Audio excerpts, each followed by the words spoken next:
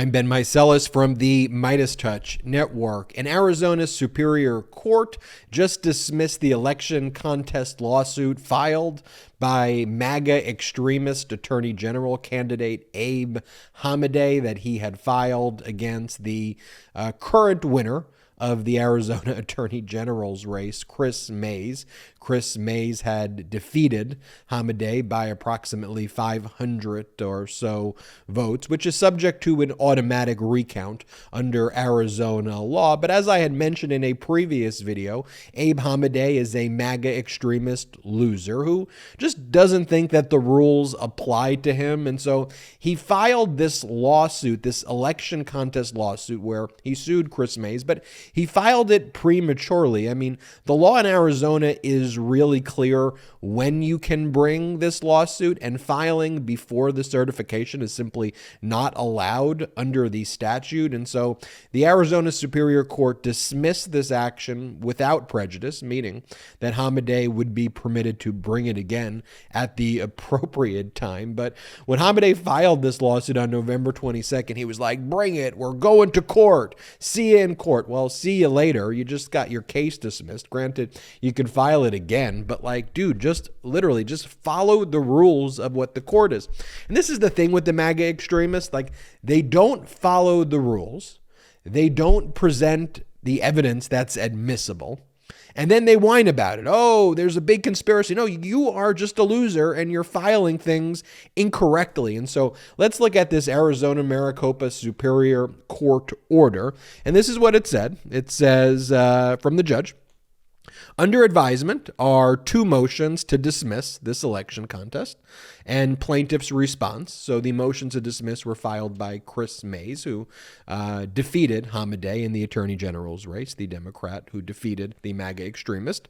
And it goes, the court concludes that this matter is premature under the election contest statute and therefore dismisses it without prejudice to the filing of an election contest after the canvass and declaration of election results have occurred. So you do it at the right time.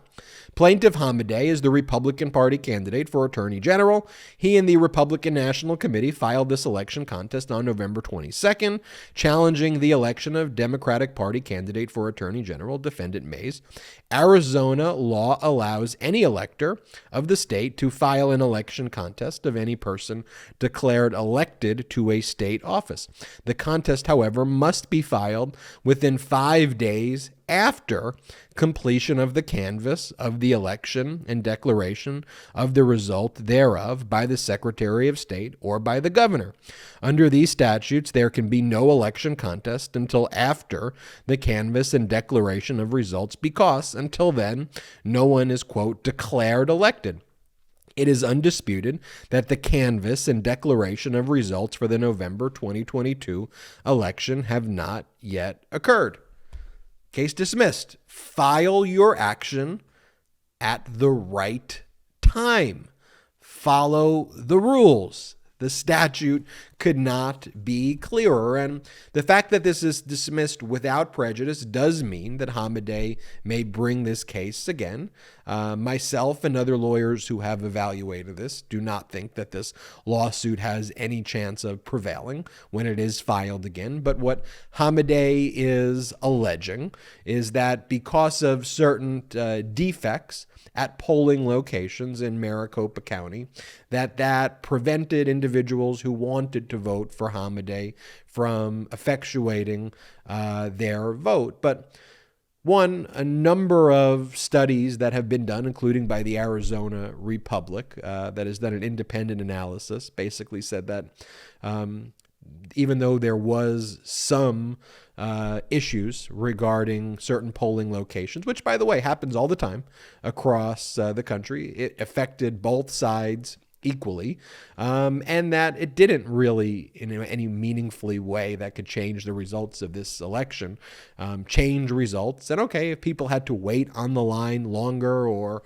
to use a different bin to cast their votes versus whatever, I mean, these are things that happen, and Republicans have engaged in voter suppression methods for decades, and specifically, though, very recently, to try to make lines longer and make it inconvenient to vote. And you know what? People wait on the lines longer. If you got to wait on the lines longer, people adapt. And this is like what they're whining about, that, okay, if the lines were a little longer than they should have been, that's not the basis of a lawsuit at all. That's just that's happened. Sometimes I'm sorry that people were inconvenienced in a very minor way when there was no intent to do so. But then all of the other stuff is this kind of conspiracy laden, Kerry Lake style garbage. And so none of this is going to prevail. But in any event, under Arizona law, because the difference in the prevailing party here, the Democrat Chris Mays, prevailed with less than half of 1 percentage point. Under Arizona law, there's an automatic recount that starts next week anyway, and they will go through the votes and they will do a very exhaustive recount and they will determine the winner. But no one believes that this election in any way is going to change in favor of Hamadeh, although, you never know what happens in a recount where it's still relatively close. But whatever happens in the recount happens in the recount, and everyone will accept those results, except, of course, MAGA Republicans who believe, look, Kerry Lake.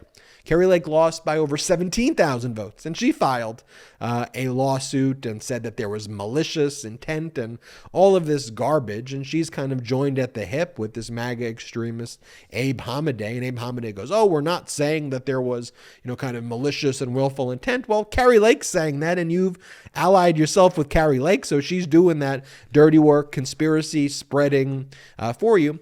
What's also important to note as well is that in Arizona, in one of the MAGA counties, Cochise County, which refused to certify the results, there's already a lawsuit that's been filed against Cochise. It's a very ministerial task of certifying the election results, and all of the counties certified their election results other than Cochise County, but they're being sued. They're going to be forced to certify the election results. It's absurd that they didn't. But what's interesting is that some of the past attorney generals in Arizona submitted a letter to the current attorney general requesting that criminal charges be filed against the Cochise board members that have refused to certify the 2020 election results. And rightfully so, because the underlying conduct of not certifying the results, in fact, violates criminal law in Arizona. So these are former attorney generals in Arizona, state the following.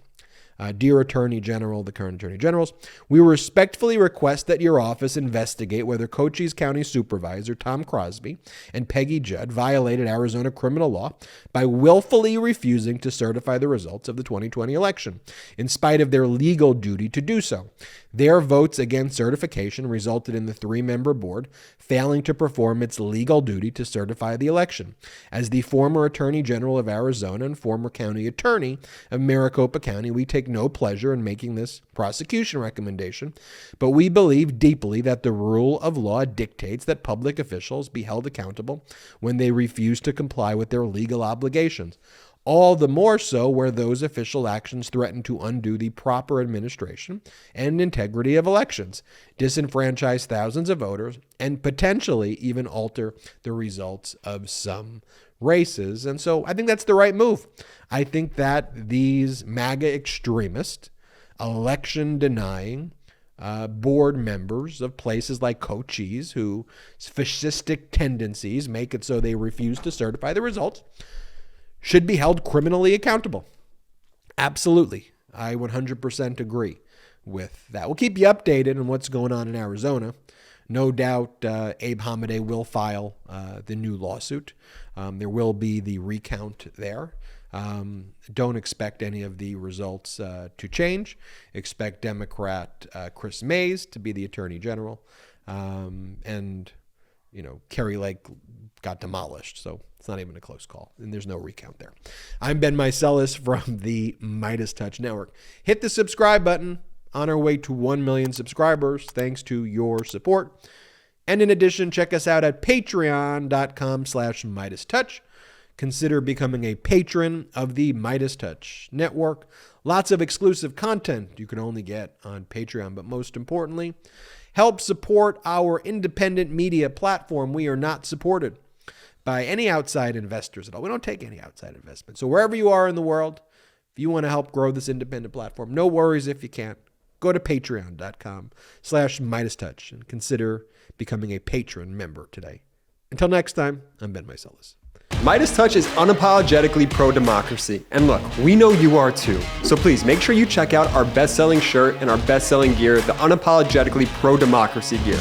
And hey, while you're at it, make sure you check out my favorite shirt and one of our most famous designs. It wasn't rigged, you're just a loser. At store.MeidasTouch.com. That's store.MeidasTouch.com.